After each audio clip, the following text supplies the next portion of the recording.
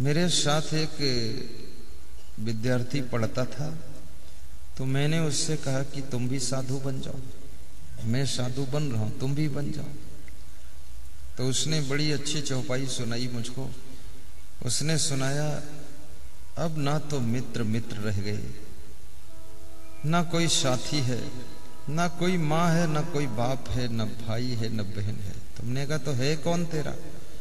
उसने कहा, सासू तीरथ, ससुरा तीरथ, तीरथ साला साली है, और दुनिया के सब तीरथ छूटे, चारों धाम घर वाली है, चारों धाम घर वाली है।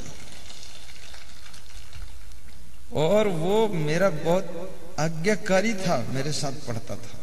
और जिस दिन से मैं संन्यास लिया, उस दिन से आज तक 30 साल में मिलने कभी आया नहीं है, क्योंकि उसको चारों धाम मिल गए। अब क्या करे आकर? बहुत नालायक है और बहुत परेशान है, चिल्लाता रहता है। और एक चारों धाम में काम नहीं चला तो दूसरा चारों धाम लाया है, 2-2 शादी किया है। तो मैंने कहा, ये केम चारों धाम नहीं हुए? बोले थोड़ा कसर रह गई है। तो हमने कहा, खोपड़ी की खाल भी उखड़ जाएगी।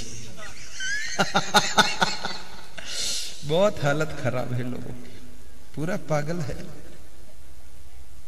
एक शादी काफी है, दूसरी की जरूरत नहीं। हाँ, बच्चे ना हो रहे हो, कोई प्रॉब्लम है तो, या पत्नी मर गई है तो दूसरी कर सकते हो, लेकिन 80 साल की उम्र में शादी की जरूरत ही नहीं। लेकिन नेता आदमी को 90 साल में भी जरूरत है। नेता पता नहीं वो 90 साल में भी जवान ही रहता है, न जाने क्या क्या खाता है। एक एक मुर्गा रोज खा जाता, मुर्गा की तरह कुकरों कूट करता, मुर्गी ढूंढता रहता है, पागल की। ये बेशरम, ये देश को चलाता है, कैसे चलाएगा? ऐसे नेता बनो, बीड़ी भी न पीना, न मांस खाना, न मुर्गा, न अंडा, और न इश्कबाजी, न अय्यासी, न बेविचारी, कुछ नहीं। ऐसा त्याग होना चाहिए। ये बेविचारी लोग देश को क्या चलाएंगे? और देश की जनता भी इतनी विचित्र है कि जितना ज्यादा कोई दारू पीता है उसी को वोट दे देते हैं कि 1 बोतल मुझको भी पिला दे, 2 बोतल तू पी, झूम शराबी झूम, वोट दूंगा दून। बहुत पागल लोग हैं। 1 बोतल शराब के नाम पर वो वोट दे देता है। देश की बागडोर गलत आदमी के हाथ में सौंप देता है। याद रखना, पैसे के नाम पर भी वोट मत देना, दारू के नाम पर भी वोट देना मत।